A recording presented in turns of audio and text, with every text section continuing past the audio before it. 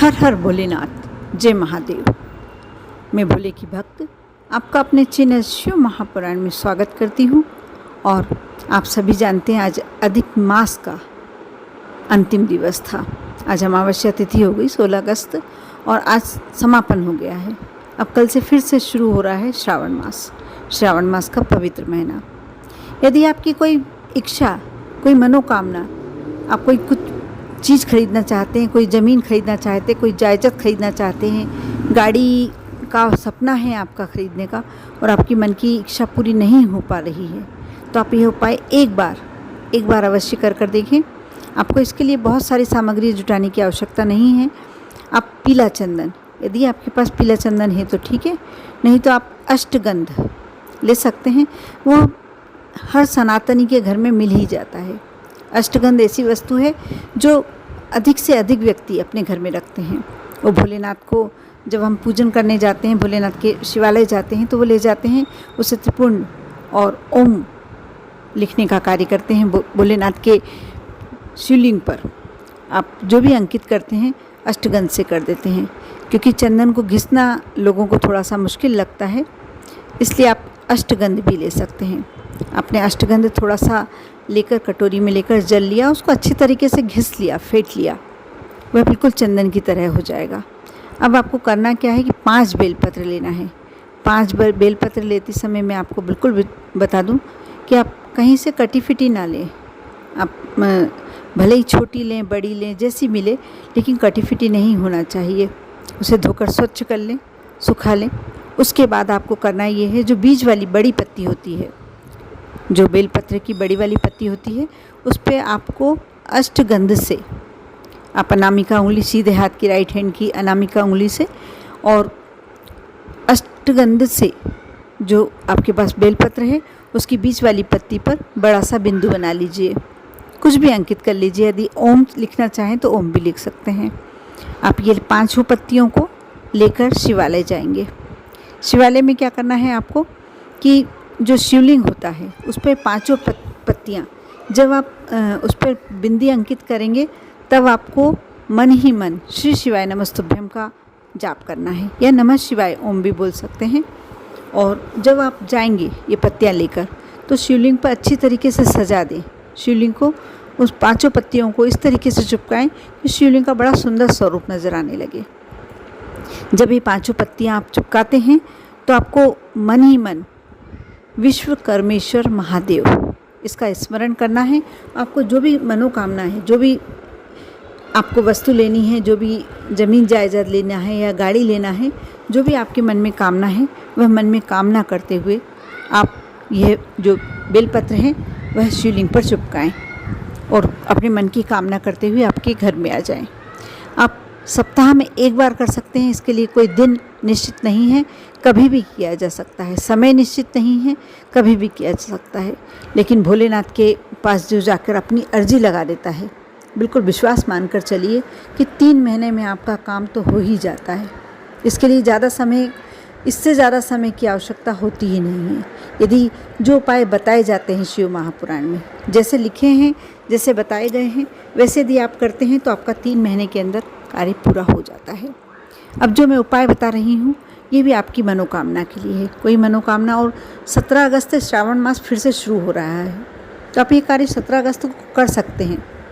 आपको करना ये रहेगा कि आप एक बेलपत्री लेंगे, बेलपत्र लेकर आप शिवालय जाएं। यहाँ भी आपको अष्टगंध की या पीले चंदन की आवश्यकता होगी। आप उसमें बड़े प्यार से या तो 3 पत्तियों पे ओम नमः शिवाय ये लिख लें, या ओम अकेला भी लिख लेंगे तो चलेगा। यदि नहीं लिखना चाहते तो 3 पत्तियों पर बिंदु लगा दें। जो आपने अष्टगंध या पीला चंदन लिया है उससे बिंदु लगा दें। उसे ले जाएंगे, आप अशोक सुंदरी वाले स्थान पर ओम लिखा हुआ है जो शब्द, वो छुपाएंगे। टच कराना है आपको, चढ़ाना नहीं, समर्पित नहीं करना। उस समय आप अशोक सुंदरी माँ से अपने मन की कामना कहेंगे, अपने मन की इच्छा कहेंगे, उसे उठाएंगे, उसको उठा कर शिवलिंग पर चढ़ा देंगे। आपको डंडी का सिरा अशोक सुंदरी की तरफ रखना है। पत्ती का सिरा जो होता है, नोक होती है पत्ती की, वो आपको अपनी तरफ रखना है। और अपने मन की कामना करते हुए आप यदि जल ले गए हैं तो जल समर्पित कर दें, घर आ जाएं। आपकी जो भी मनोकामना है शीघ्र पूरी हो जाएगी। यदि आपके घर में बहुत ज़्यादा क्लेश रहता है, अशांति रहती है, तो आप एक उपाय अवश्य करें। आपको थोड़ा सा अष्टगंध लेना है। ये अष्टगंध इसलिए कि क्योंकि आप यदि चंदन ले सकते हैं तो चंदन लीजिए, पीला चंदन ले लीजिए। नहीं तो अष्टगंध क्या होता है कि सबके यहाँ सरलता से मिल जाता है, इसलिए मैं बार बार अष्टगंध कह रही हूँ। और शिव महापुराण में भी अष्टगंध का भी उल्लेख है, इसलिए आप अष्टगंध ले लीजिए। उसको एक कटोरी में थोड़ा सा लेकर अच्छे से घिस लीजिए, चिकना कर लीजिए, बिल्कुल चंदन का स्वरूप आ जाएगा उसमें। आप लेकर जाइए, जो अशोक सुंदरी का स्थान है वहाँ पर आप अच्छी तरीके से लगा दीजिए। पूरा स्थान को उस अष्टगंध से कवर कर दीजिए। आपको साथ में 7 दूर्वा ले आना है। दूर्वा आप सभी समझते हैं, जो गणेश जी को समर्पित की जाती है उसे दूर्वा कहते हैं। 7 ले जाना है और उसे शिवलिंग पर समर्पित करना है। शिवलिंग पर आप कैसे समर्पित करेंगे? उसकी डंडी का सिरा अशोक सुंदरी की तरफ होना चाहिए और जो आगे का नोक वाला सिरा होता है वो आपकी तरफ होना चाहिए। अब जल समर्पित करेंगे, मन की कामना करते हुए कि मेरे घर में बहुत क्लेश है, मेरे घर में बहुत अशांति है। ऐसा हमेशा लगता है कि कुछ नेगेटिविटी बढ़ गई है, कुछ अशांति बढ़ गई है। आपको भोलेनाथ आपको ही इस सब जो नेगेटिविटी, मेरे नकारात्मकता मेरे परिवार में आ गई है, उसे दूर करना है। घर में शांति और सुख का वातावरण बनाना है, जैसे भी आप करना चाहें, क्योंकि सबका प्रेयर करने का, प्रार्थना करने का तरीका सबका अलग होता है। बस शब्द वही होते हैं जो हम चाहते हैं, वही हम बोलते हैं। आप कैसे भी बोलिए, भोलेनाथ सबकी सुनते हैं। जो कोई भी भाषा में बोलता है तो भोलेनाथ सभी भाषाओं का शायद नॉलेज रखते होंगे, ज्ञान रखते ही होंगे, जो सबकी इच्छा पूरी करते हैं। आप जिस तरीके से प्रार्थना करना चाहते हैं करें और उसके बाद जल समर्पित करें। जल में जब समर्पित हो जाता है, जल समर्पित होगा तो वो इस तरीके से करें कि पूरी जो आपने दूर्वा चढ़ाई है वह अशोक सुंदरी के स्थान पे से बहती हुई आपके कलश नीचे एक कोई बर्तन ले जाएं, वो लगा दें। उसमें चंदन वाला भी हिस्सा आ जाना चाहिए। जो चंदन आपने लपेटा था वहाँ, पीला चंदन लपेटा था या अष्टगंध लपेटा था, जो भी लपेटा था वहाँ अशोक सुंदरी वाले स्थान पर थोड़ा आपको गाढ़ा गाढ़ा लगाना है। आप जो आपके कलश में जो भी बर्तन वहाँ रख के रखें उसमें आ जाए। साथ ही साथ दूर्वा भी आ जाए। यदि नहीं आए तो आप हाथ से उठाकर ला सकते हैं। आप घर लेके आ जाएं वो सारी सामग्री।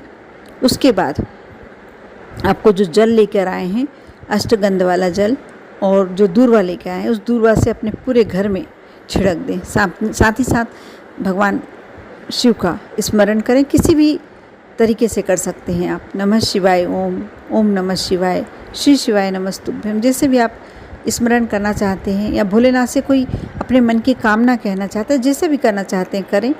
और वापस आप वो दूर्वा को उठाकर अपने घर के आसपास कोई बड़ा वृक्ष है उसमें डाल दें, नहीं तो आप अपने गमलों में भी डाल सकते हैं। जो बचा हुआ जल है या जो कुछ भी है वो आप अपने घर के गमले में डाल सकते हैं। आप ये कर देखिए। और जब भी आपको लगता है कि ऐसा मेरे घर में ज़्यादा अशांति हो रही है या नकारात्मकता ज़्यादा बढ़ रही है, उपाय कर देखें। देखना धीरे धीरे आपको अपने मन में शांति महसूस होने लगेगी, अपने घर में शांति महसूस होने लगेगी। लगने लगेगा कि मेरा उपाय कार्य कर रहा है, मेरे शिव ने सुन ली है। इसलिए अवश्य शिव जी तो मेरी बहुत सुनते हैं। मेरे को लगता है वो इतने भोले भाले हैं कि जो भी भक्त उनसे दिल से अपनी विनती करता है, मन से मांगता है, भोलेनाथ उसे कभी निराश नहीं करते। कर देखिए। विश्वास के साथ हर कार्य करेंगे, हर कार्य आपका पूरा होगा। ओम नमः शिवाय।